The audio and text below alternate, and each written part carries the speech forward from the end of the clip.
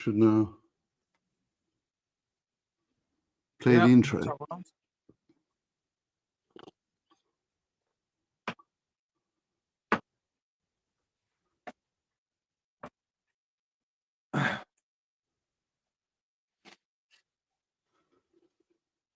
Good evening, Neil. It's very nice to have you with us. This is only the third podcast I've done at Killed Elephant Dialogues. So if the whole thing crashes, it's down to my complete ineptitude on the tech basis, because this is all rather new to me. And I'm very glad you've come on as a guinea pig. Nothing tried, nothing gained. Let's just start, I guess, in the traditional way of asking you to introduce yourself a bit. And then there's various clips I've got that you sent me, which I think we'll play. And I want to delve a bit into your book and also into the background. So I think just to sort of perhaps begin from my side, you spent 16 years as an officer in the British Army's Intelligence Corps. And since 1997, you've had quite a lot of experience in many commercial, in countries in commercial, corporate and entrepreneurial and low-skilled tasks. And as a consequence of those, and you might expand a bit on what you did there to the extent you can, you wrote a fairly hefty tome, which I'm going to show again because people on the live stream might be interested in seeing it, which is called One Vote Away, Saving the West. And my camera keeps moving. Saving the West. There we are. So we'll be referring to that, which hopefully will give us some context. So let me give you the floor just to give the listeners and watchers and audience a bit more of an introduction to your history and your background and your interest in direct democracy, and then we'll move on to talk a bit about that. Over to you, and thank you again. No, thank you, Bernie. Thanks for the invite. And it's good to see that you're expanding into doing this type of thing, because I think that's what we all need to be doing underneath it all. Direct democracy is great, but it's like anything; it's down to the effort we put in as well in life in general, I suppose. So, and I think these are the times people need to be getting active, if at all. So, if you're going to do it now. Yeah, my background then, as you said, I started life actually, after schooling and all the rest of it, door-to-door selling, because I realised I was shy and not coming forward enough really to get into the army. And both my brothers were in the army. My dad was Air Force. He was a sergeant. When he retired, he went into running pubs. So the pub was not really my thing, And I ended up doing the door-to-door selling, commission only. So I was under pressure to perform. And it was a pretty tough, start. But it got me through, in a couple of years of that. Then I was off for Sandhurst. So I went through the selection process for that. And but I'd already realised when I was 19 that there was a problem with what we call democracy, because I understood that it wasn't really a democracy that we lived in. There was something about it. I didn't really understand why all the parties and why they run everything, but you don't really have any day-to-day say. Because I'd studied my history well enough and I had an understanding of the background of ancient democracy. But anyway, I did the army. I was in 16 years, as you said. I volunteered for a lot of different jobs and came out quite experienced and went into, the security industry, not immediately, but after about a year and something else. And worked across Central Asia, the Middle East. And that was it, really. That set me up in terms of, in life. But then there were a number of things that came across my path because I was working in these Muslim countries. So I came to understand Islam and to understand Sharia and to start studying it. So you understand Muslims are the same as us, but they have a different software package basically downloaded, into their heads. They come from a different culture. And, I've got very good friends who are Muslims, but it doesn't mean that I accept Sharia. And, what goes on in other countries is down to them. But what goes on in the UK, it's entirely different. So the direct democracy thing is a part of two packages, really. And, I wasn't alone in liking direct democracy, obviously. And I joined groups that set up a party. And in the end, it was the Democrats and Veterans Party was set up by former UKIPers mainly. And that morphed really into what we're doing now with the direct democracy movement. So I'm part of a small group that is a movement, but then we're trying to get the message out about direct democracy, because we realize you need shortcuts to get the message out. You need other people, really, influencers and others, to really blow your message out there. And doing it on our own as non-entities, really, just a small group of people, it's not going to work. So I wrote a book for the group. So that was always the plan. And it's just an effort to get this message out about how we change our democracies to save the West. It's not just about Britain. This book, it's there are massive problems, obviously, with democracy, as they like to term it, which, I don't term it a democracy at all. So basically, I ended up doing a variety of jobs when I realized the depth of the issues, 2000, early 2000s, and I looked into Islam more. So I worked on that a lot. And then 2018, the democracy thing started as a party, and it was under John Rhys Evans set up the party, and he'd run for leading UKIP at one point. And, we had a small group of us, and that's what this movement grew out of that group. So it's I front it most of the time now, at this kind of and these types of events. But people are still beavering away doing their little bit all around the country as well at a more local level. So it's not just a top-down thing; it's bottom-up as well. So Well, I think we'll come on to that, because that's the whole point of direct democracy, isn't it? It's more bottom-up. But can you talk a bit about what particular experiences and I know you're limited in what you can say, and that's fine, but in your intelligence work, pushed you more along this movement and persuaded you that this was something to move forward? Because clearly, obviously, some of us are born more suspicious or perhaps more awake or whatever it is than others, but often there are things that happen that push one over the line, and I think might just be interesting for some context for viewers and listeners. Yeah, I think, funnily enough, when I was at school, I was at Dollar Academy in Scotland.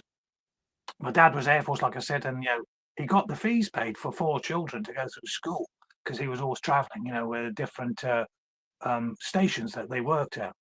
So I ended up sitting in the library one day, and I found this book about the killings of all of the Ukrainians in the 1930s, and it said 6 million in this particular article. And I thought, well, are we talking about the Jews here?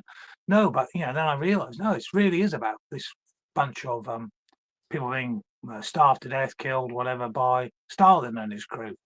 And so that's when I thought, well, hang on a minute, we don't hear about this, but I remember hearing a lot about the Holocaust, but not about the Holodomor. So you realise then, there's there are angles that are acceptable from the left. This is acceptable or not, or from the right, that is not acceptable. And they don't want you undermining the communists. And so at 14, 1974, around about then, I realised that there's a lot of stuff you're not being told, you won't learn. So I became anti-communist, anti-totalitarian, because my grandfather had fought the Nazis. He'd been in the battles all across Northwest Europe, in World War II.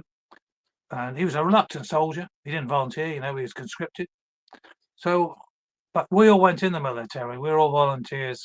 And, I went into the intelligence corps and ended up, first job was PI, photographic interpreter. So I did that first. But I'd already done an infantry platoon commander's job in Northern Ireland. That was part of the process you had to go through to understand, where we fitted in with the people on the front line. So you had to go on the front line. And I'd always intended that. Worked my way, through a number of jobs with the intelligence corps itself. Volunteered then for, other special work. And that was all intelligence related as well. And ended up coming out after the 16 years, having been an exchange officer with the Americans as well. So I worked in Washington, DC. I worked with a completely different technological world to what we have, in the UK. So I saw that in the late 90s when Bill Clinton was busy, playing around with his ladies. So that was an interesting tour.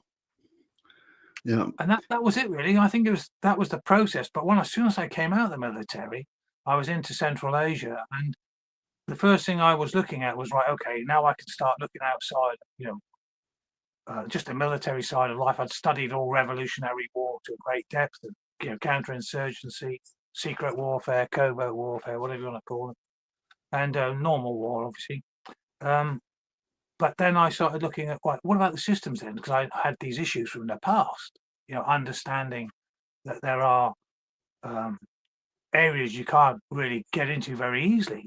And this is don't forget, obviously, internet really. It was just kicking off, late 90s. And I started buying books on the Creature from Jekyll Island by Edward Griffin, G. Edward Griffin. I recommend that to everybody to get an understanding. He was the guy who really kicked off, I think, for a lot of us, a solid base. He's still going strong, and he must be 80 if he's a day. Yeah, I think he's in his 90s now. Yeah, I think he is. I think you're right. And I, looking at that book, I thought, great. This was about the Federal Reserve System, the whole background of it's being set up, how they misled everybody. So, all these. When I heard about the conspiracy theories, I said, well, you can check them out. I'm an intelligence guy, and I assess things based on the facts that I can, measure up against each other. You measure up your sources. That's one thing you can mark. And the other one is the information itself. So you can find out if someone is reliable, they're constantly telling you the right things, they're a good source, aren't they? And if the material is constantly matching up with what's really going on, then the source material is good. And you can, again, judge them even more strongly on that basis. So, people like G. Edward Griffin, I started looking at some of the old things he was talking about and the references he gave, and I'd dig through these old Pacific journals from 1930s or something, about some of the things he'd said, and I'd find, corroboration, because it's really about corroboration and intelligence. In military intelligence, you're not looking for evidence like a copper. A copper's got to put it in front of a barrister to go into court. But an intelligence guy, it's a bit more about the possibilities and probabilities. It's not as 100% that you can say this is definitely the case. I mean, what is the truth anyway, you might say? So some people say it's your perspective, but obviously we're always striving to get closer to it. You're trying to increase the quality of your sources, and you're trying to increase the quality of the information that you're gathering. So that's where my intelligence background has been useful, in looking at what I look at, and also realizing how completely messed up our political system is. It's not democratic at all, of course. It's a sham, and they're all in on it, is what it boils down to. And that's why someone like Andrew Bridgen, who comes out and sees through this system and COVID issues, he's the guy who's thrown out the system. Yeah, I mean, that's how we met. That's how we met, because I think I introduced you to him in Parliament, and Andrew at that point was, of course, still an MP, and I think had been kicked out, or I think no, he hadn't. He was still in the party at the time, and had shown some interest and was surprisingly receptive to when you and I met him. Yeah. I mean, I think I want to come back to your point about a corrupt system and why that is so. I've worked in emerging markets too, and from my perspective, in emerging markets, the biggest problem was corruption at state level, very blatant corruption at state level, and from the perspective of, I mean, we see looking around Africa now, there's some extraordinary countries that function almost despite themselves. Despite their leadership and despite themselves, and there's a truism about oil leading to countries being poorer and leaders being richer, but nevertheless just about scraping enough together to make themselves function economically and not to be ignored. But would you say that in emerging markets, would you say that the level of corruption at I interrupt myself, but I set up an agency to cover credit and political risks, multilateral, in Africa, which you and I talked about, the aim of which was to make countries responsible for their own misdoings in terms of investments that they had allowed in terms of mistreating those investments. So to my mind, it was always that level of corruption that was putting off foreign investors, But I think you're saying something different. I think you're saying that that may be a factor, but from your perspective, I think from what you say, a bigger factor is a party system or an oligarchic system. Is that Yeah, right? I think one thing I've done the last few years as well, I've studied a lot more about the elites, elite theory. And there are a number of good guys who you can follow in terms of looking at historically as Mosca and Pareto, these Italian ones, and a guy, Robert Michaels, who, and those three are like the Italian school on elite theory, late Victorian, early 1900s. And they give you a better idea about, the recycling of the elites, that one group takes over from the other, and it's just the same thing. It just stays, the whole power stays in the hands of the elites. And there's a very modern theorist, guy called Nima Parvini, but he's also a good podcaster, and he does Academic Agent, and he's written several good books on this. He's even done one called The Populist Delusion, which says we can't do what we're doing, basically. So, I'm out to prove him wrong in those terms, simply because he's correct that it's about an elite. So we have to form a whole group that understands, we have to go out there and win this power for the people through our efforts, on behalf of them, as we did in UKIP, because that's all we did in UKIP. UKIP was a Harry Kiri party. It was to go to Europe and eventually cut us off from it, wasn't it? It was designed not to make a lot of money for the MPs concerned, but to get out of it, not to sit there forever in the gravy train. So this can be done, and that's my thinking. So these countries are run by oligarchies, but so are ours. Ours is run by oligarchies. They just put this veneer in front of this party system. You see, here you go. You've got these parties to choose from, and you can vote for them once every 4 or 5 years. How about that?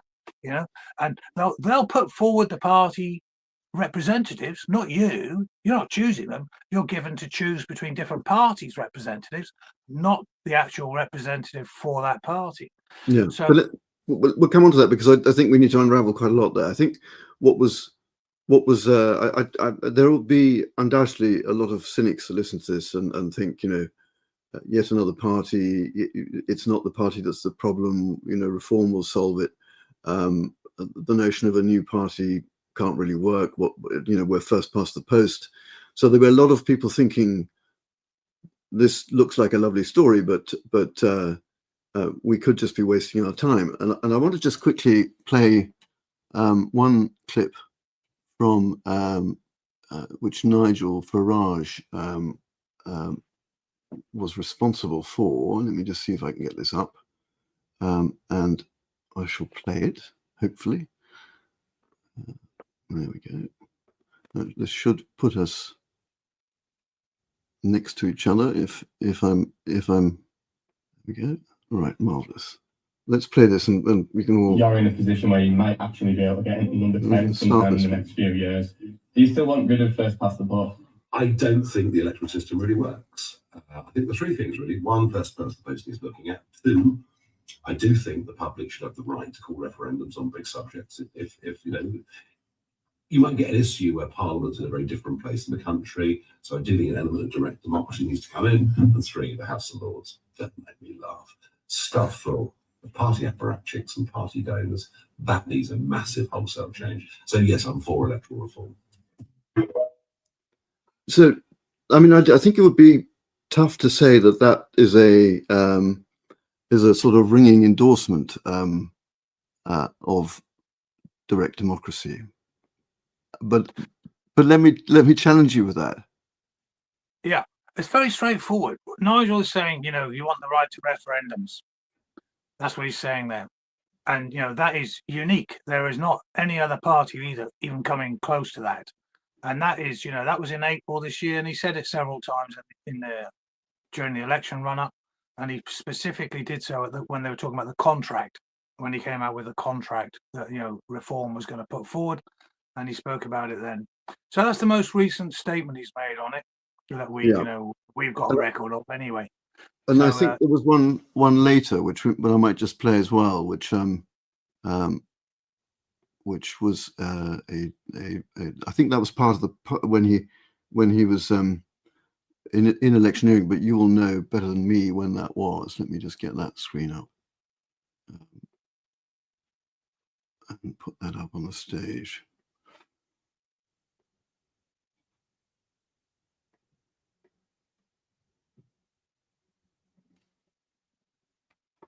I believe the best run country in the world is Switzerland, and the Swiss have the ability at a local council level or a national level, if they're not happy with the direction of government and parliament, they can call a binding referendum on any issue they choose. Gosh, I tell you what, if we could call referendums, we'd have some very different policies in place, wouldn't we? We really would. So I'm all for completely updating, changing our system, making it fit the 21st century. Then your kids would engage. All right. So I think you could call that a ringing endorsement, and I think also you get an endorsement from the crowd as well there. You know, they like that idea. So, and that was earlier. That was in early 2024. And the other one you saw, he's talking on ITV Politics there, that was in 2025, April this year. So, he's been, and there are several other incidents in between.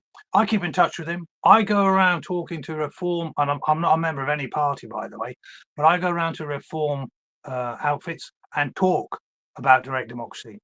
Okay, he knows I'm doing it. I do. I send him pictures sometimes of the people sticking their hands up and backing the idea. So, within Reform, he knows it. He has his own timing.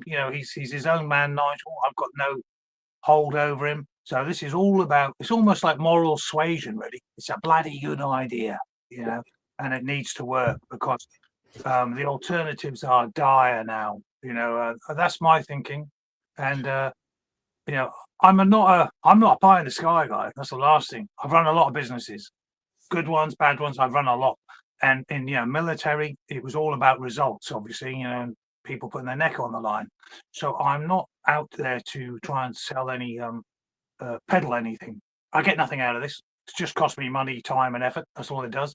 But what I want to do is ensure that, we hand it on better than when we arrived here, Bernie, Same with all the guys in the movement. There's quite a few veterans amongst us, but not all, not by any means. So it's a way of ensuring that your children, my children, our grandkids are all going to have a better life than they've got now. Because the system is the problem. That is the problem. It is not just parties. It's not just It's a system that you don't have a final say. We should be governing and they should be administering. They should look for the consent of the governed, and they don't. So Neil, let's pick that up and go into that now, because we've talked around it a bit. Can you talk a bit about what? And you mentioned your book. In fact, I think I was going to just read a piece from your book, but I just want to put this slightly in context. Your introduction is quite telling. I'm going to read just that first or second paragraph. This book is not a formal intelligence report, but it does reflect the know-how gained over 16 years as an officer in the British Army's Intelligence Corps and broad experience since 1997 in many countries in commercial, corporate, entrepreneurial and low-skilled tasks. What follows is a warning based on half a century of analysing totalitarian threats and dealing with them in uniform, out of it, paid and unpaid. The object here is to secure support for what I believe to be the best system of self-rule that any democracy can operate under. That being a hybrid democracy that incorporates vital elements of both representative and direct democracy. I see no comparably proven or effective system that can halt our slide towards our subjugation in a variety of semi and fully totalitarian states, and ultimately to stop us from tumbling into the abyss of a global authoritarian regime. Pretty stark warning, and in the context of, I'm not disagreeing with you, but there may be some who do. I think that needs a bit of fleshing out, and then I think we need to explain how direct democracy works in Switzerland, how we think it might work here, and how we can introduce it. So take those in whichever order you like, but there are 3 points there. Yeah, no, I stand by exactly what I said there, and I think that was a couple of years ago. I was writing that. It came out in June 23, so it was more than 2 years ago. And all we've seen is that continual decline, and that's why you've got these balaclava-clad people in London, taking over the streets. You've got to remember, at the time, obviously, because I work on the Islam side of things in terms of Sharia. You know, I'm not expert in Sharia, but I'm pretty expert in its apostasy laws, which is about, you know, killing people if they leave the religion. So that was the other string to my bow. But I was working, as I said, for the direct democracy movement on my own. I wasn't doing it for money, but I was, you know, I was with the group, and that the book was produced for them. So yeah, we are heading towards an abyss. You know, there's a decision point that's got to be made. You've got the AI people wanting to take over everything. It's a technocracy that's being offered. It's basically a surveillance state, and the aim is to have one state. Of course, this is the problem, and you know, direct democracy is the antithesis of globalization. It's about localization. It's about subsidiarity. It's about passing down as much as possible of the powers of the government, of the state, to the local level, and pass it down until it can't be passed down any further. So, you know, yeah, you'll get the state will look after defense and foreign relations and a few other things. National Rail Service or something like that, maybe, as they do in Switzerland. And the power service in Switzerland, believe it or not, is state run. You know, the electricity that's provided comes out of state 3 or 4 nuclear reactors, and the rest is, you know, hydroelectric. So, you know, but the people have decided all this, Bernie. This is the point, you know, because that was developed out of the 3 original states of Switzerland back in the 13th century, which became 26 cantons now, and all these local cantons have a great deal of, you know, power amongst themselves, as we used to in our counties. Our counties, you know, the schooling was run at county level. A lot of the hydroelectric or the dams, the reservoir, you know, things that were set up in the UK were done at county level. So there were a lot more powers in those old corporations, as it were, than we have now in our system, which has all been centralized. And this is deliberate. And that was what my book points out. It was a way of taking someone who's thinking, oh, conspiracies, they're all talking conspiracies. Yeah, they're real. You know, my background is based in, you know, covert war, isn't it, really? It's about covert operations, and everything is top secret, code word, or whatever. I can't talk about it. Well, you know, I spent 16 years doing that. I wasn't doing nothing. You know what I mean? So all of these people who've got huge amounts of money, or huge amounts of, you know, backing in terms of, if you're a communist state like the Chinese, or you've some other group who wants to undermine the opposition, then you'll feed fentanyl into America, won't you? You'll do anything you can, everything that benefits you there.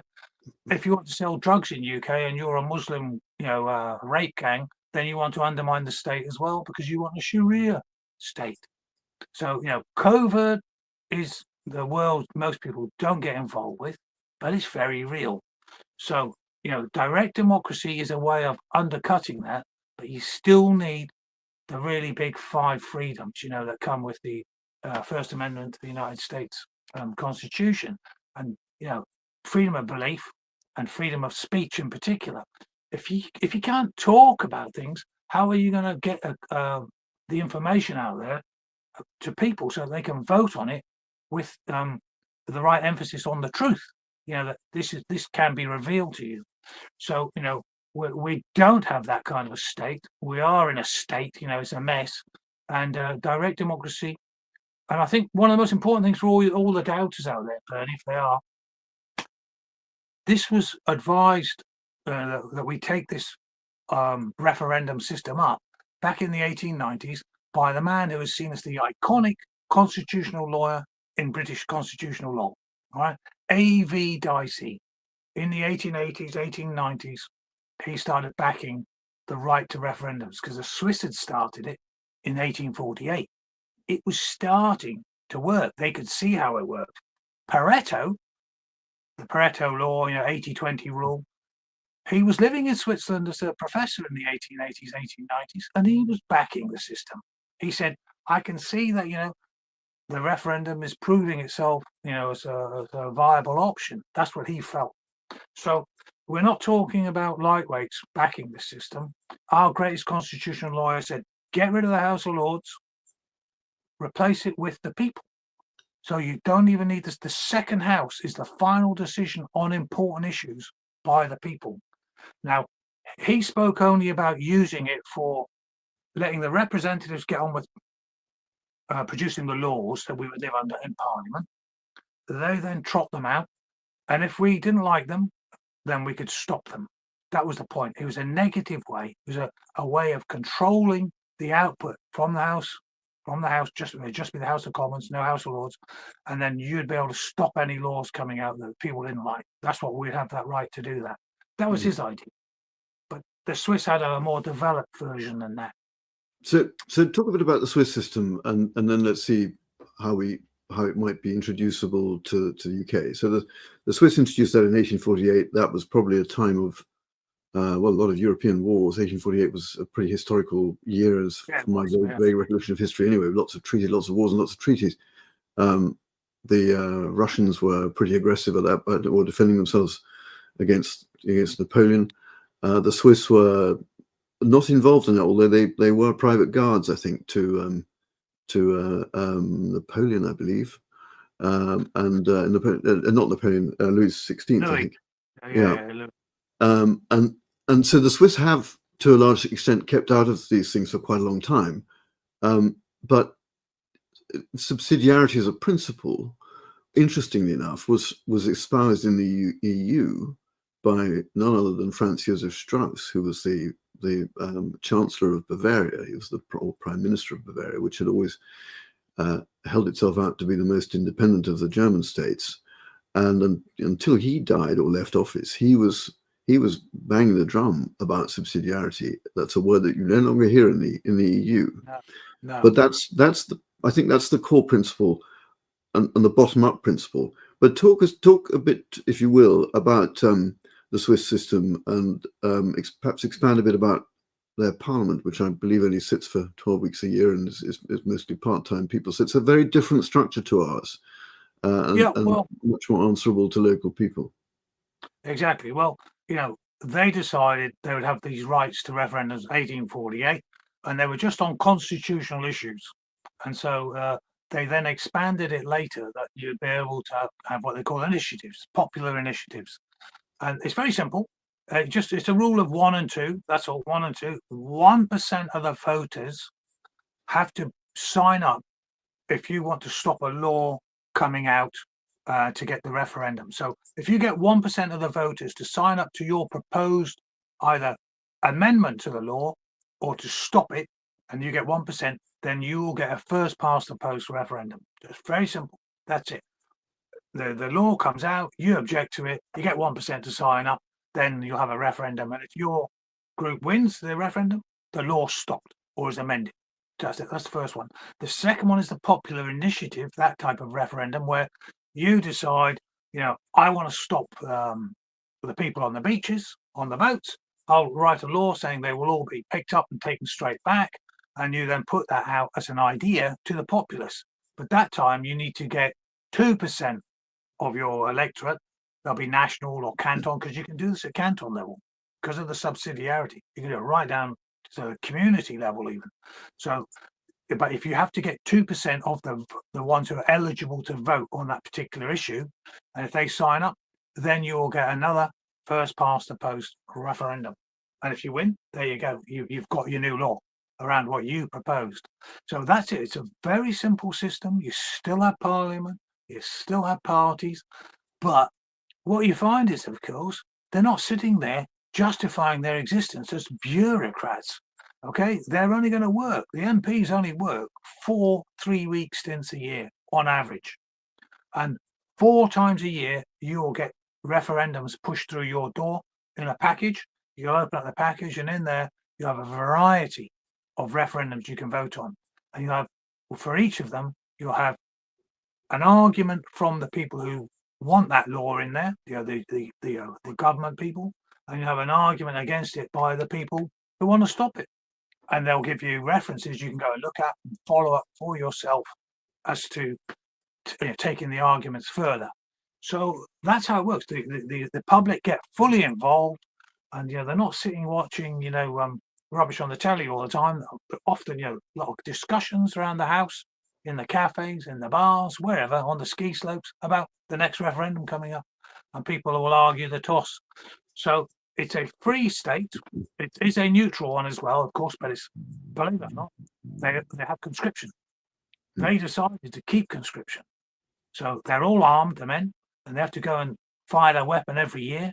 But that was decided by the people, and has been decided, for a very long time. So they have full control of many aspects of the laws that we do not have. And it's a slightly more liberal country than ours, very well educated, but I'm talking vocationally as well, because the people decide what the schooling is going to be, and they've realised, of course, you want the academics to go to academic school, but how many kids are having to go and do their A levels now who could have gone to a vocational school at 16?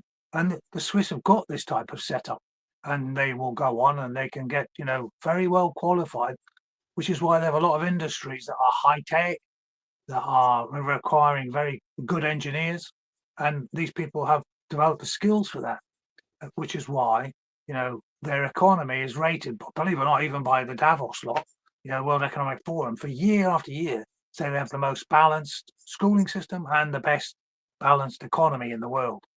So it's high praise coming from the wrong people, maybe, but it indicates that the people are very happy with the system as well.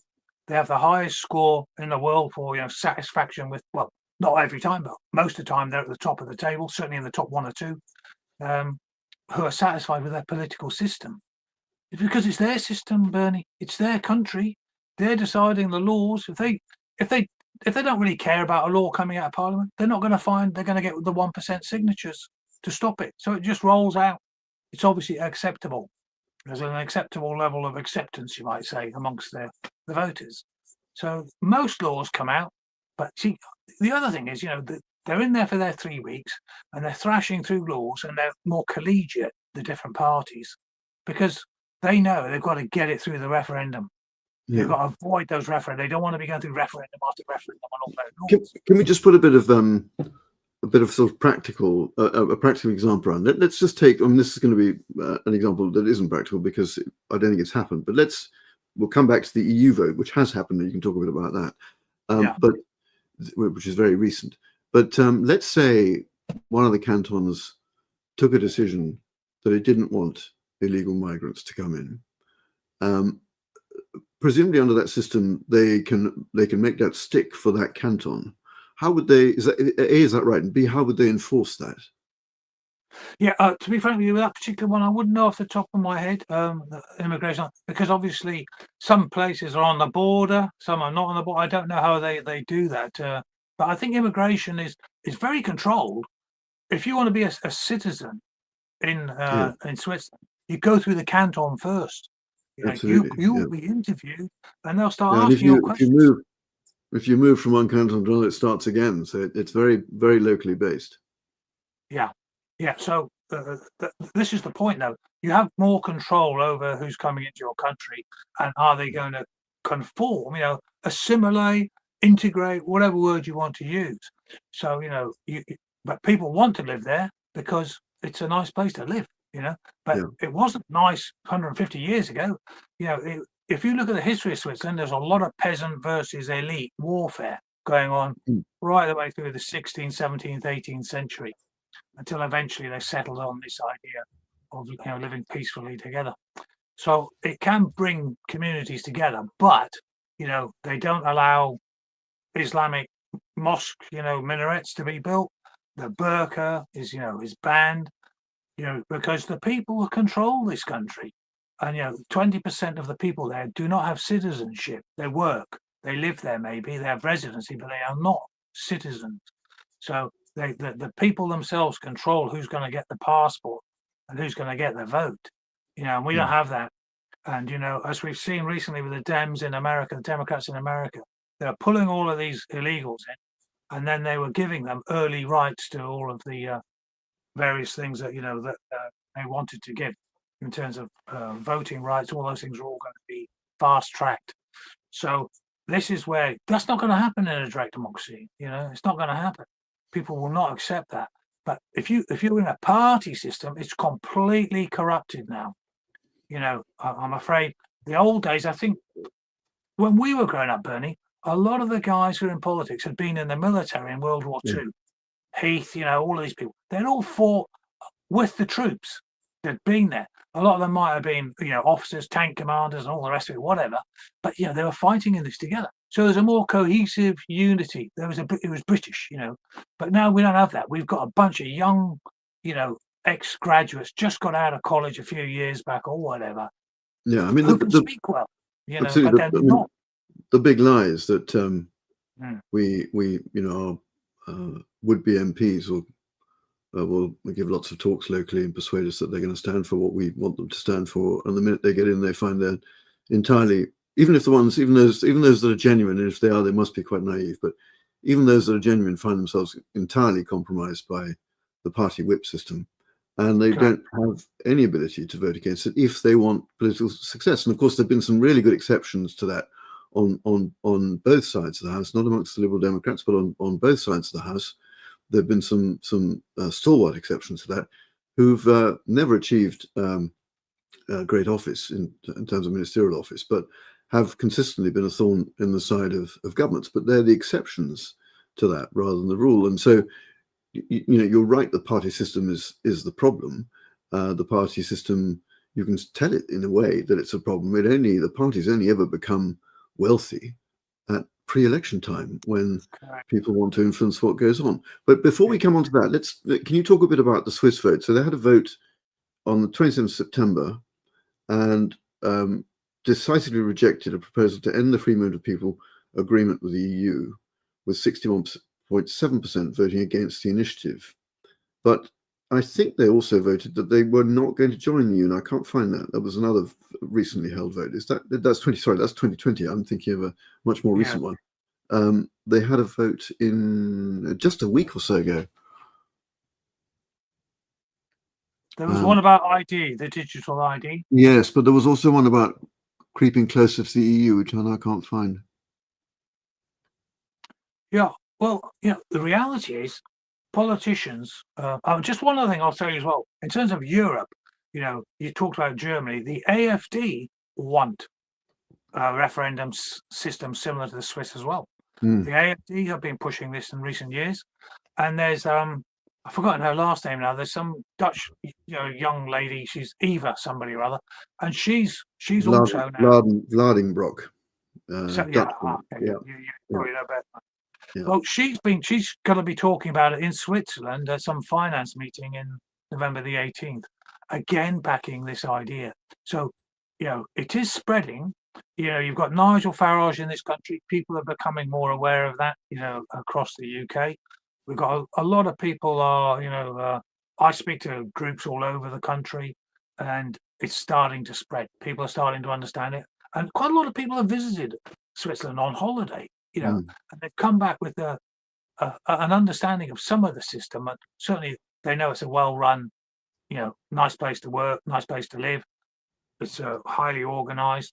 And that is because the people look after, they're governing, not handing over responsibility to a bunch of people who are looking for, a lifetime of work out of politics. Whereas the Swiss are only doing, they've got normal jobs, a lot of these people, and they're only getting paid a daily rate while they're doing it. Yeah. So the listening cynics, and let's just join them for a second as we explore this. We'll say, great system, works in Switzerland. Whatever it is, 4.5 million people. Not sure if that number's right. And it's established. It's been there since 1848. How on earth are we going to introduce it here in the UK? How is this? And I'm playing devil's advocate because no. Why are we even talking about this? How are we going to introduce this into the UK when we have a party-dominated system, and when we have money behind those parties, and we have an electoral system? I mean, you could be cynical and say, I've spent my life being cynical. Be cynical and say, yeah, we may have Nigel Farage's support, but if he gets a decisive election win, even if he's promised it, why would he? But I mean, that's a secondary question. But let's just start with how do we change the current system? What's the process? Right. Well, the reality is, our democracy has changed many times. Since 1832 with the Great Reform Act, all the way through, where there were only a few percentage point of the population had, the vote back then.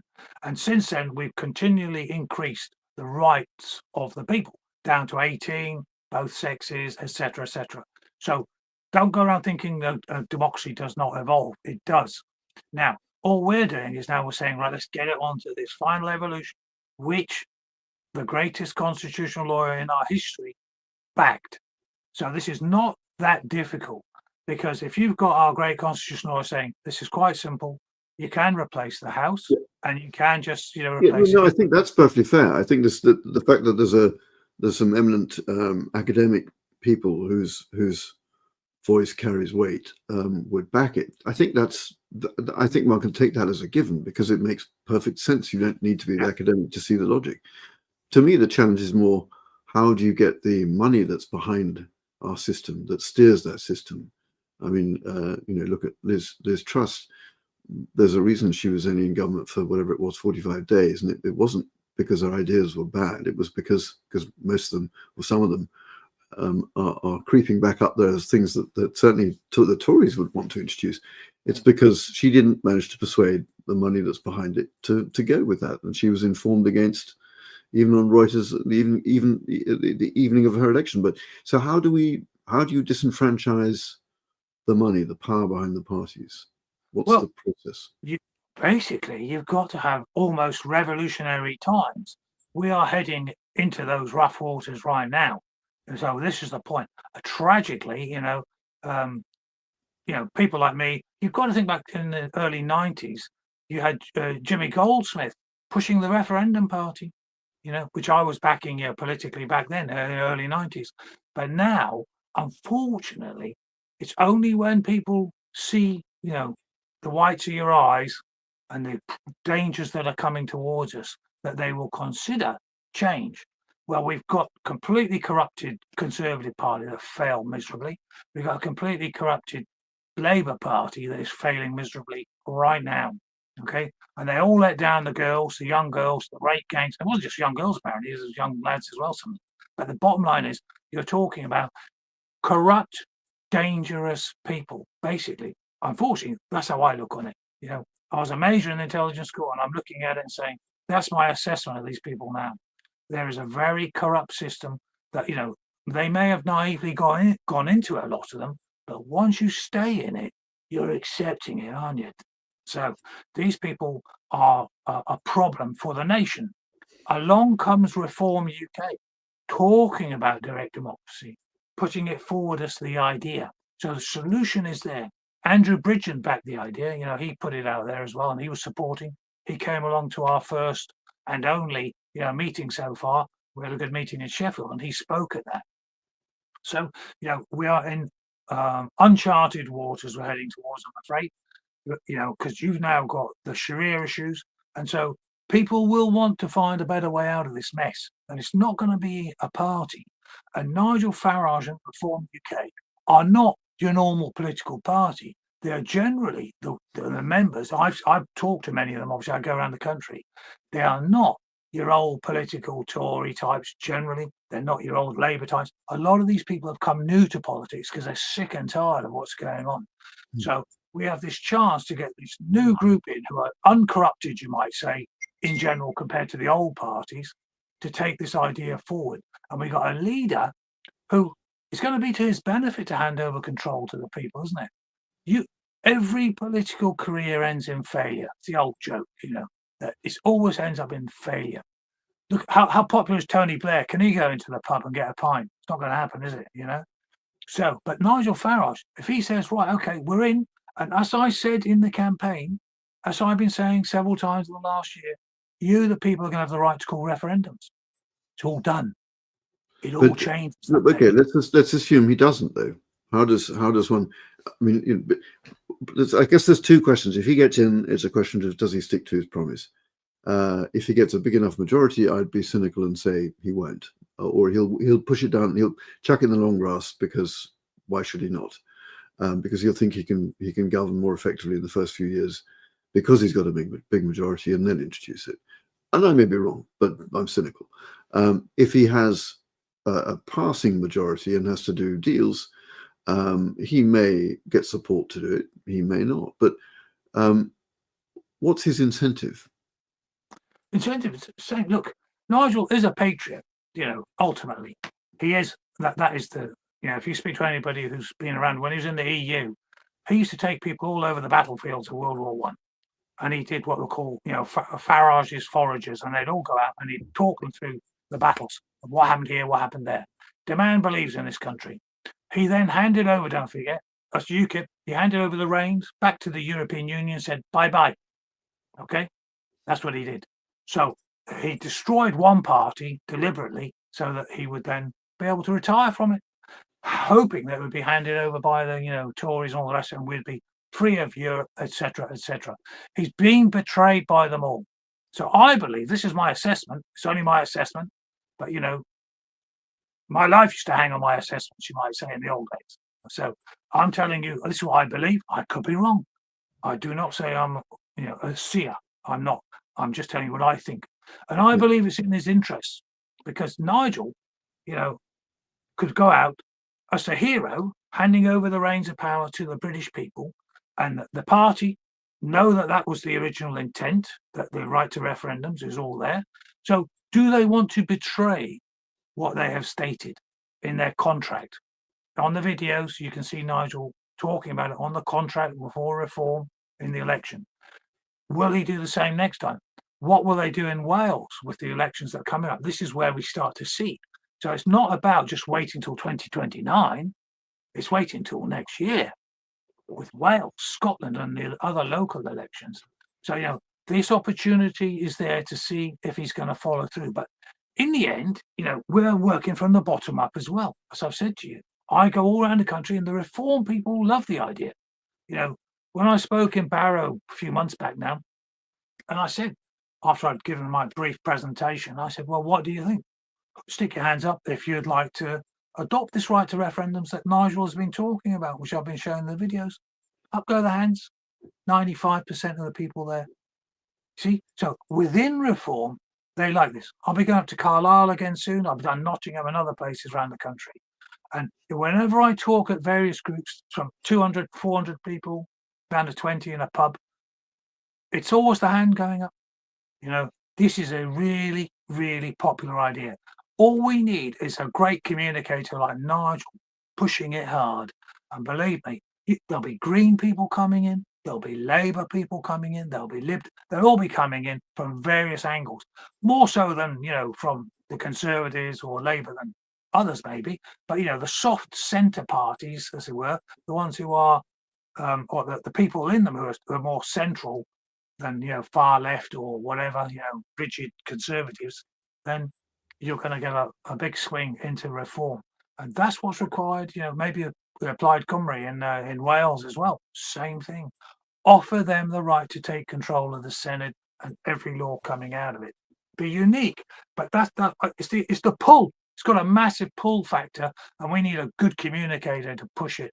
And just one point on that: someone went to an event recently. It was a reform event, and David Starkey was talking, and then someone put the question to him: said, David, what do you make of direct democracy? I was meant to be at that event, but I couldn't go for technical reasons. But he turned around and he said, I'm open to persuasion. So I'm now in touch with David Starkey, and with a bit of luck, I'll go along with my book. Has he been in touch with you? I've been told to get in touch with him. Someone said, he wants to meet. He wants to meet. He wants to read your book. So I'm trying to get that link together. So, but I don't know if he's already been in touch with you or not. But I've got that pretty much organised, hopefully. Okay, I've written to David. He's got everything. I'm just waiting for the meeting location and time. Excellent. So if we can get David Starkey out there pushing the message as well, we've got Andrew Bridgen backing it. He's always talking about it as well. We've got Nigel doing it. So and then from the bottom up, the reform people, so that next year is a really important year to get the message around.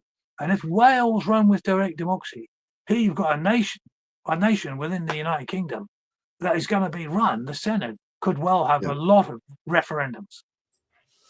And so you often hear, as you talk to people about referendums, they groan and think, oh God, we're going to get so many things we have to vote on, and it's going to take a long time. And I don't want to, we're dealing with a voter apathy that's caused by betrayal by successive governments.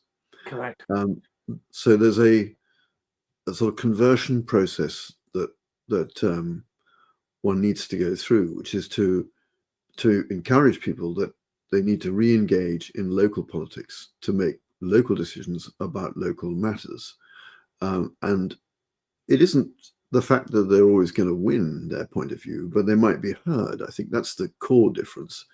I had in the last council elections, our last ones were cancelled, but the ones before, and if they cancel them again, I think we'll all be up in arms, but an arms with an R rather than with an L.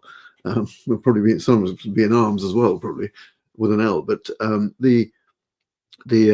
spoke to one of the independent MPs and asked her a question about what she would do on certain issues, and she was completely lackluster about the concept of what is relevant locally.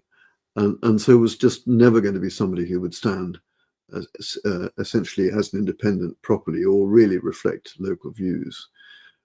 What's your thought on how you engage not just local people, because I think that's relatively easy. The idea of re-engagement, of people being listened to, is something that one can sell, but how you satisfy yourself before you vote for somebody who says they're independent and will back direct democracy, what's the safeguard that they actually can do it? Because at this stage, we don't have a system where recalling an MP who fails to honour a pledge they made to local voters is there, because it's the party that controls those.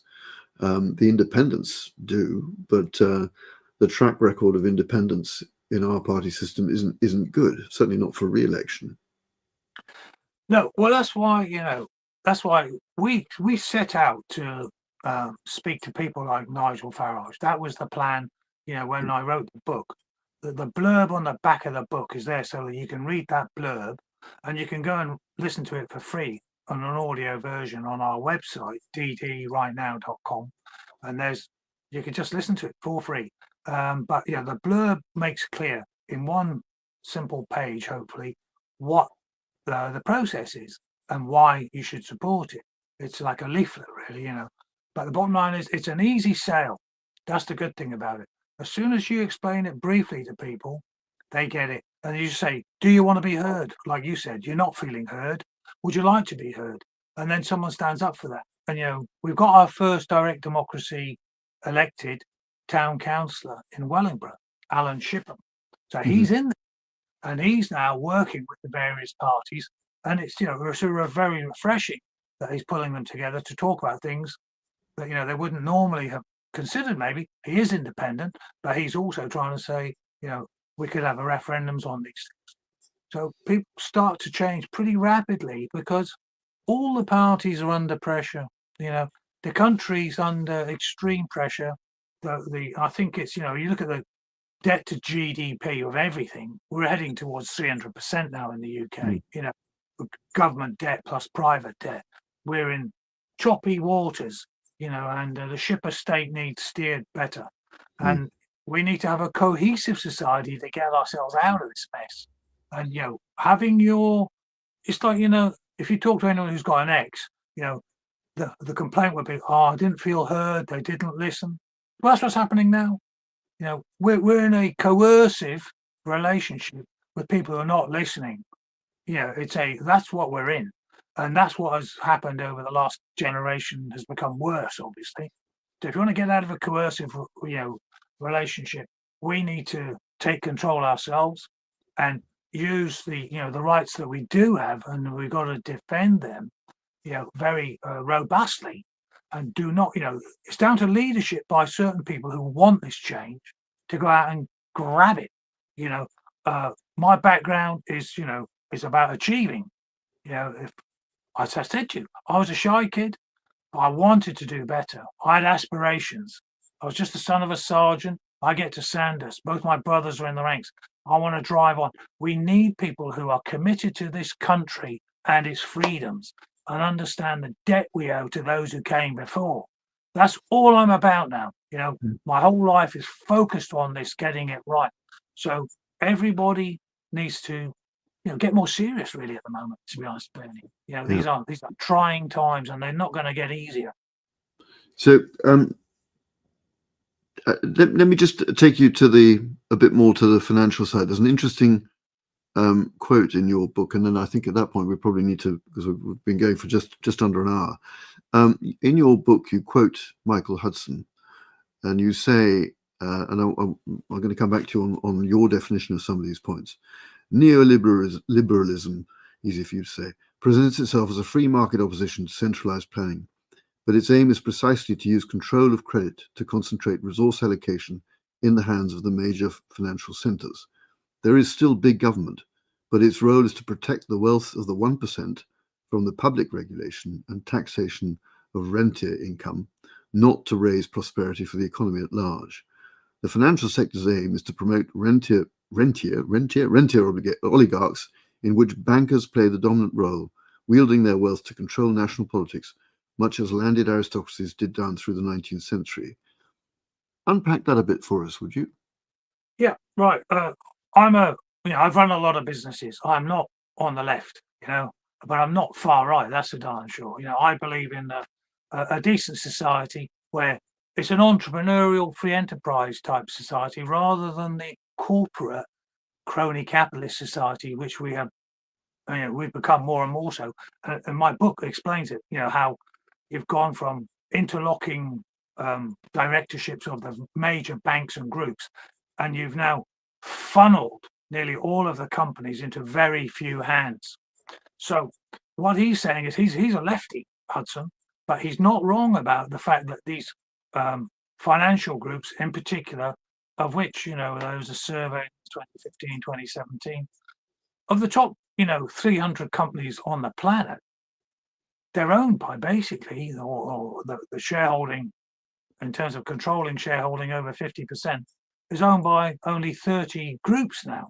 And that runs from like the state of China through to people like the Norwegians with their huge state funds and the UAE with theirs, the Saudis. But the top 10 are mainly financial banking groups. So they've funneled it into the banking. They're not entrepreneurs. They have the right to print money. They can then sell anything that you loan off them. They're not real loans. A loan is created by a bank when you borrow from them. They do not have the money in the bank. 97% of all money is bank credit, private bank credit, not state bank credit generally. But what we can do is I mentioned them in the book, but I've looked even more closely now. You do have the surviving state bank in the United States is a great example, the Bank of North Dakota. You can look it up, bnd.org, I think it is, something like that. But look up the Bank of North Dakota. It's a state bank. And any small profits that it makes are fed into the state coffers. But basically, very low interest loans for education, for college, housing, state infrastructure projects. They're not going to the private bankers to go and get a load of money off them. They're going to have to pay back at higher rates of interest. No, this is the state looking after itself. The canton banks in Switzerland, basically every canton's got its own bank. It's public. It's owned by the canton. And these have a much more stable relationship with the system and with their economies than any of the private banks have ever had. All of those problems in 2007, the Bank of North Dakota skated through them. The canton banks have had, I think they've had one big ruction in their last 80 years, 90 years. But how many banking runs and problems have we had? And they've had to go in and, long-term capital in the late, 80s, early 90s, whenever it was again, and so on and so on, and all of the bubbles. You don't get this.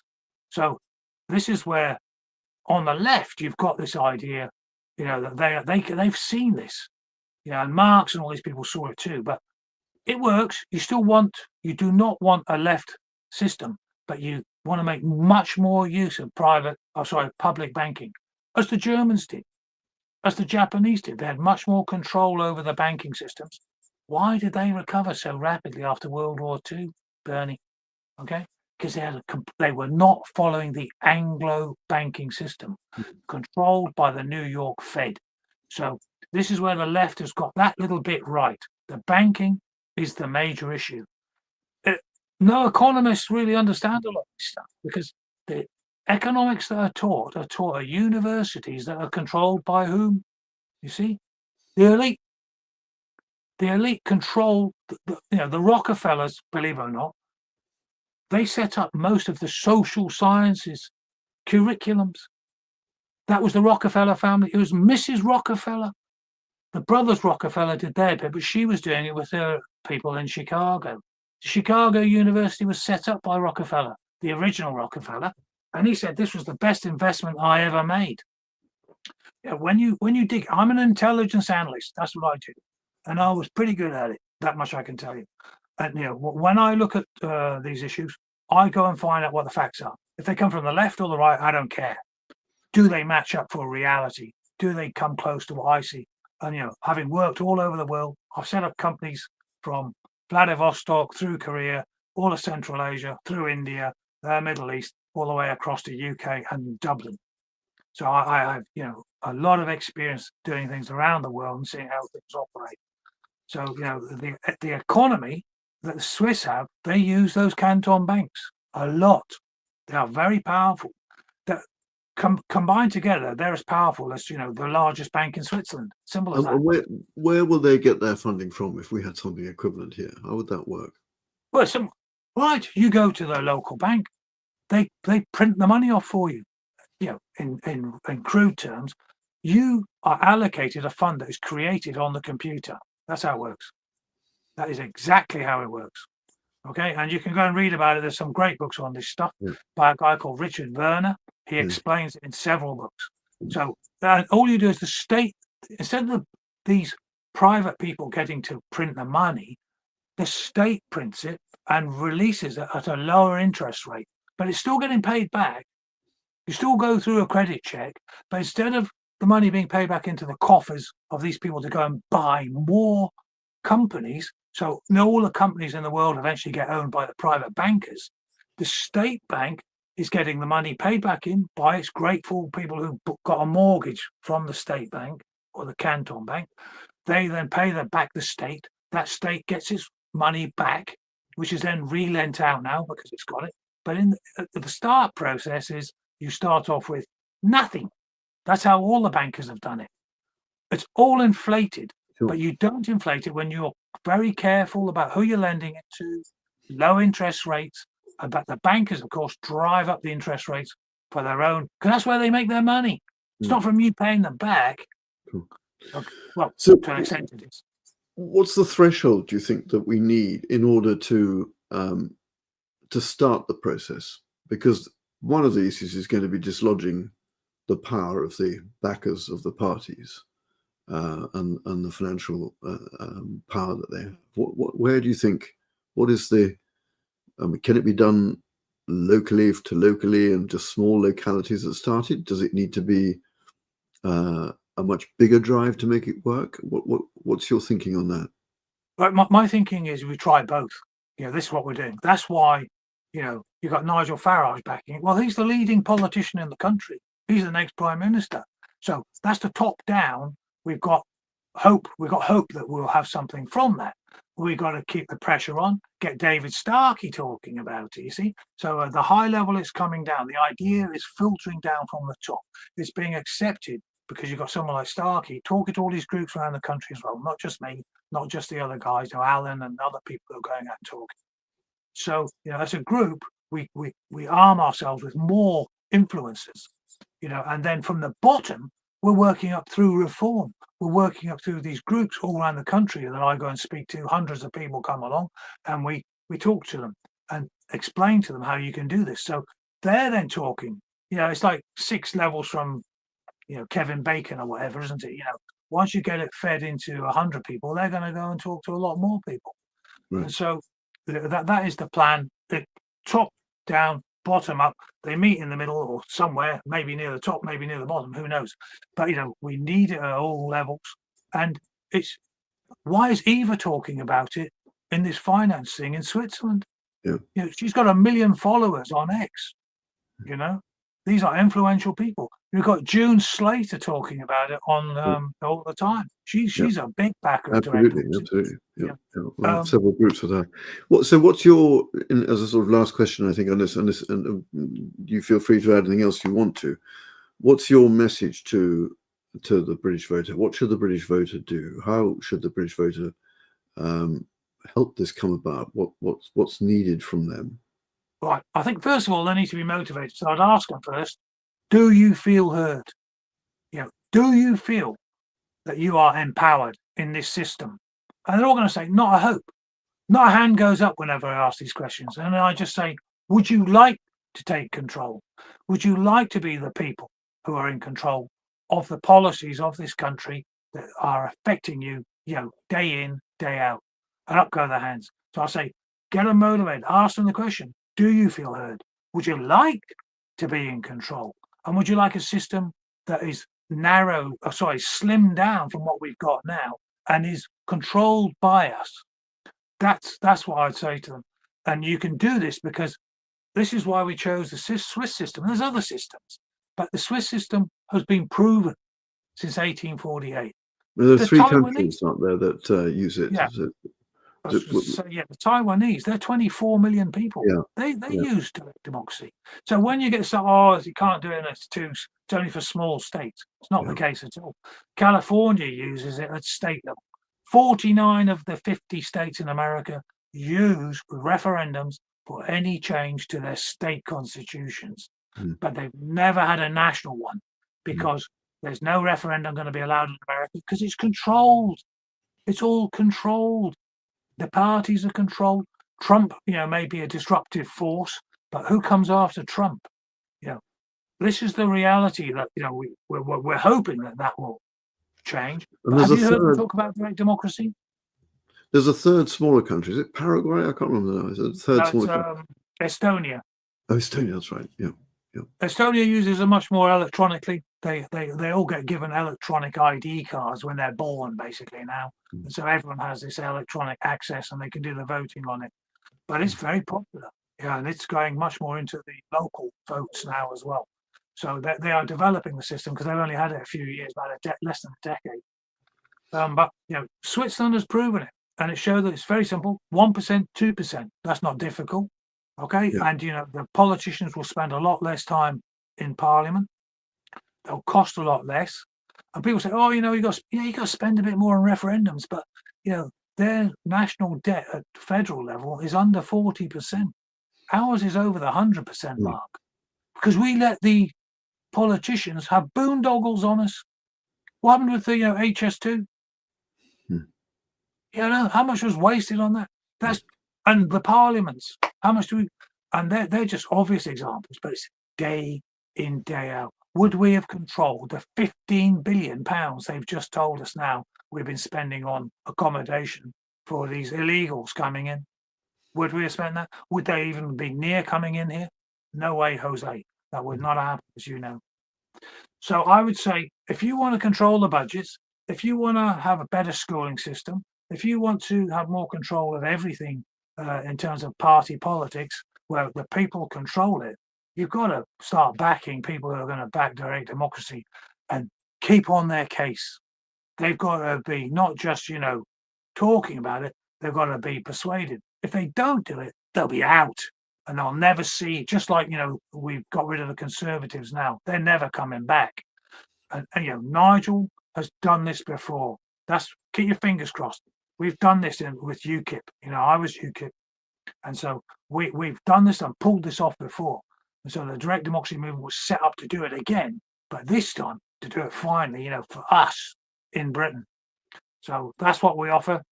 Look at the ddrightnow.com website. You can listen to the book and you can find out more there. And, just basically, we all have to get off our backsides now and get more involved and, push direct democracy and the rights, that we should have, in a democracy after all. Absolutely. But unless you want to add something else, whether there's anybody in the chat room who wants to ask a question, in which case I will let them do that. I'm going to wait for a few minutes to see if I get some interest from anybody in the chat room. I will close then quickly before we go on to any questions coming in. It's a two-part strategy, Bernie. I've mentioned about the issues with Islam as well. Direct democracy will give us the power to change the laws, but we've got this major problem with Sharia.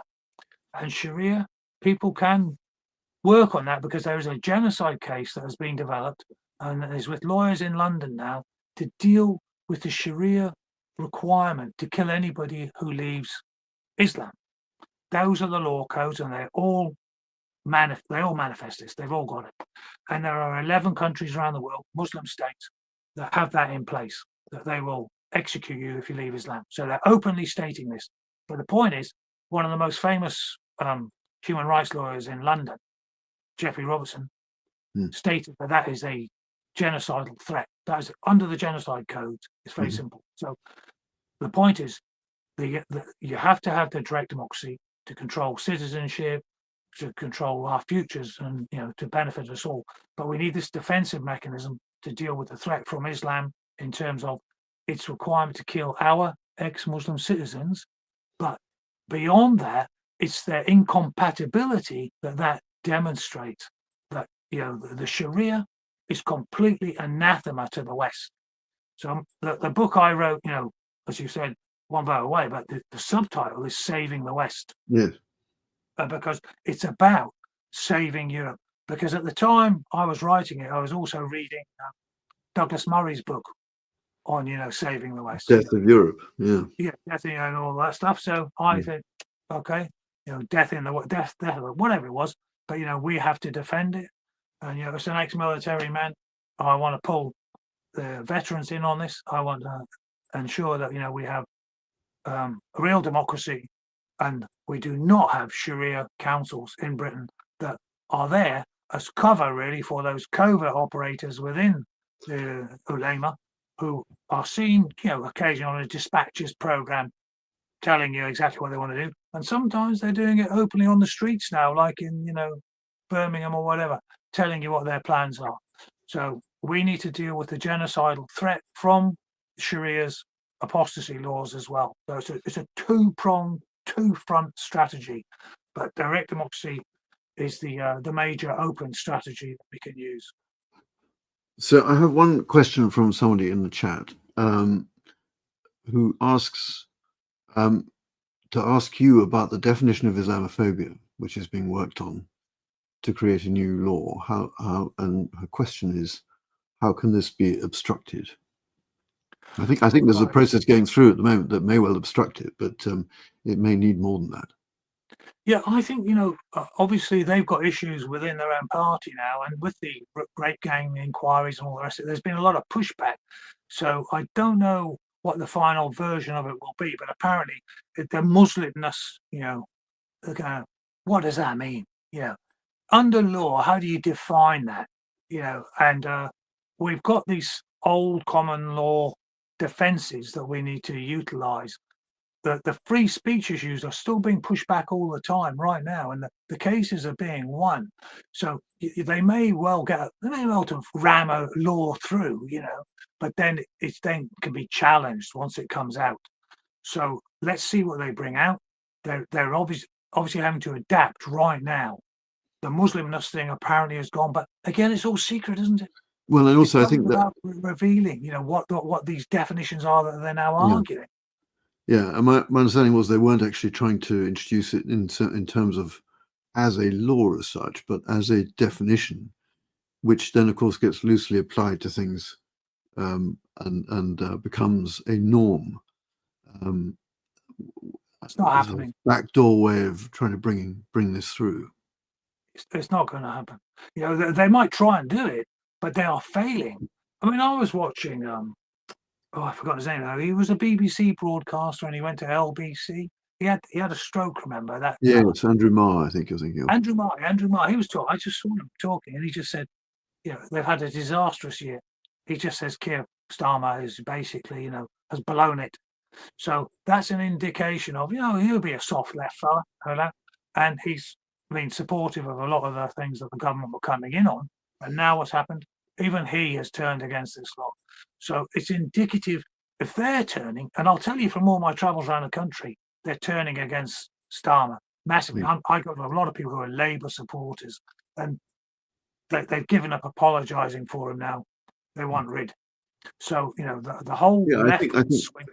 I mean, I don't want to sort of make this sound as I can see through a crystal ball, but it was very obvious to me that buyer's remorse would come in pretty quickly after Starmer was elected. To be honest, I wasn't expecting the duplicitousness with which he's done the opposite of everything he's promised and brought in things that he never said he'd bring in, and is trying to ram them through. But there's a desperation there to put these things through, and it's hard to discern whether anything is personal conviction or everything is driven by people that fund the operations, the party money that's behind he's it. hard left. He's hard left. He's a corporatist statist. So he's behind. He's happy to get behind. He's Fabian. So I mean, there is a mission there. But so in terms of the Islamophobia thing, I'd say look at the apostasy case thing. Look at this legalizeapostasy.com site, and you can look at the genocide case documents there. You can look at the videos of people like Dawkins talking about this issue. So we've got Dawkins. You've got the attack of my friend Nissar, who's attacked outside his home in Bradford, and you can download the genocide case documents. You can also contribute towards the case that is, will go forward into the courts not too far down the road, hopefully, to prosecute in London this case.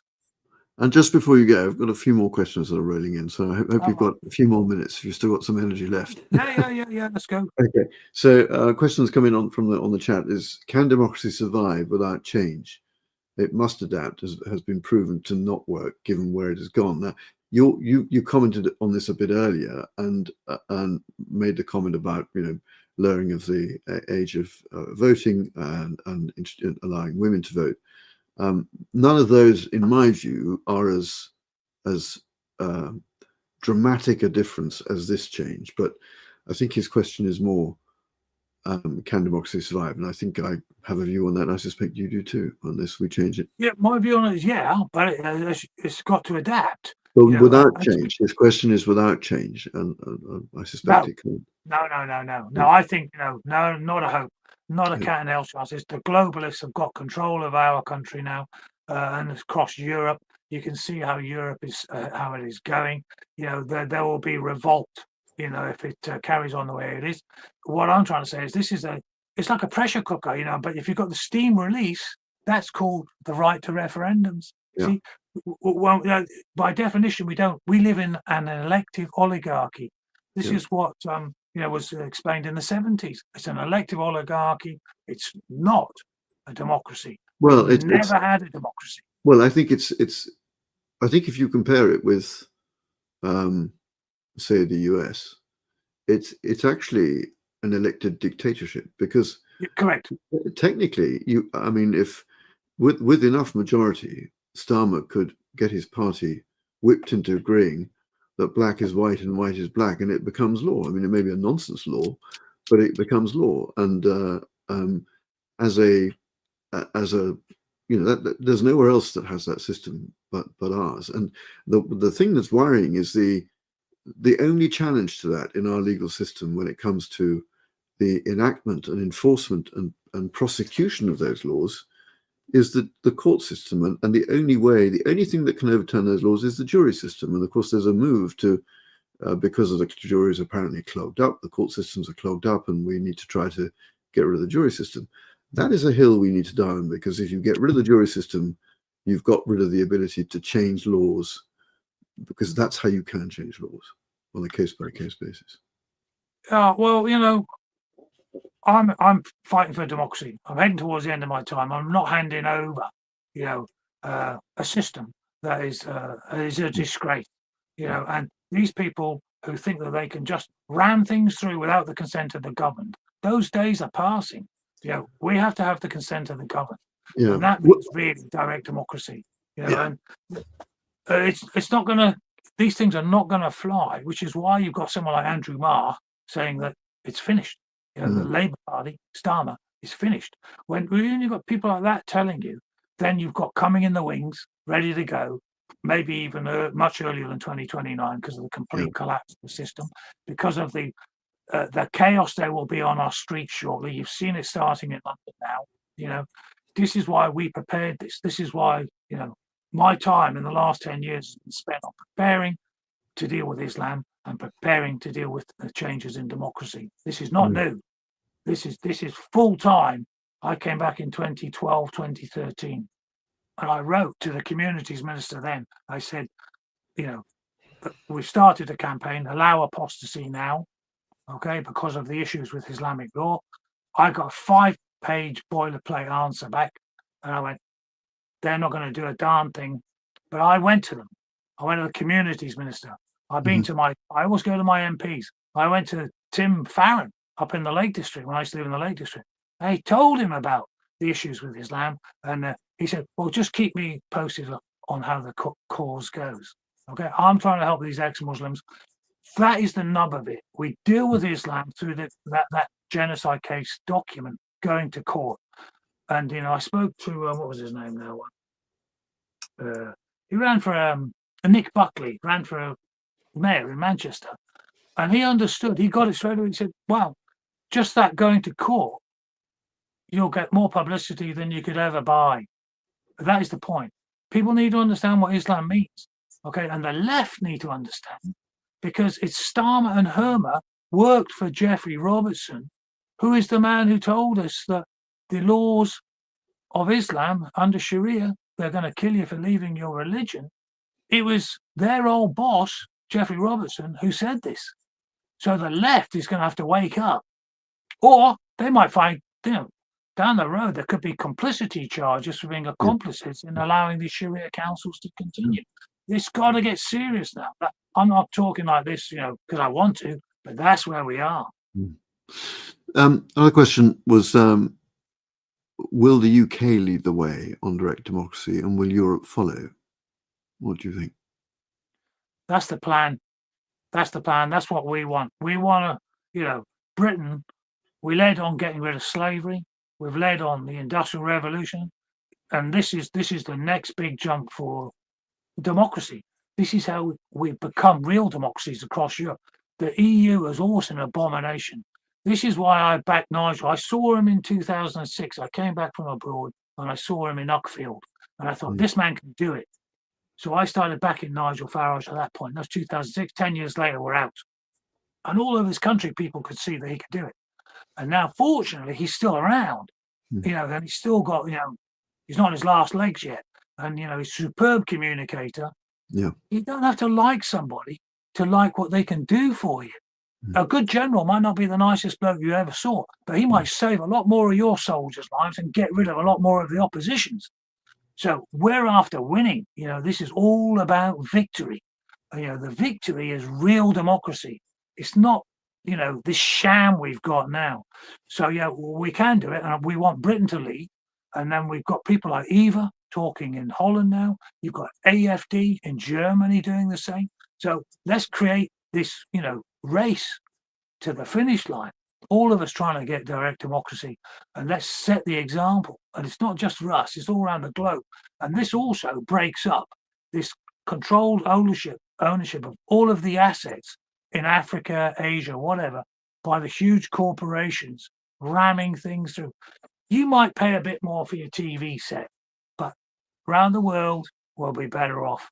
And, you know, we won't be in debt because these people will take you into Ukraine to try and get access in the end to Russian resources under the ground. That's what that's really about. It's about the trillions and trillions of dollars of stuff they can go and mine when they've got rid of Putin. They thought they had it with Yeltsin. Didn't work. Well, I mean, you go back to the 1600s, and Europe has been concerned about a too powerful Russia. I mean, it was distracted a bit by the Napoleons, but Russia has always been up there as something that it was concerned about becoming too powerful. It was a phenomenal raiser of armies, had phenomenal discipline in the way it fought historically, and the serfdom, which was only got rid of quite obviously very recently, gave it enormous power. The devotion to the Tsars. So I think it's not a surprise that Russia is still the enemy. And of course, there is that concern in the Anglosphere that anybody who controls Russia and Ukraine, and particularly then allies itself with Germany, is a big threat. There's more than one reason why Russia needs to be the enemy that it's made out to be. Yeah, well, in the end, you've got nuclear weapons. You know, Well, that's yes. the balancing act. You know, little Israel's got nuclear weapons by the Yeah. hundreds. So, you So know, one last question.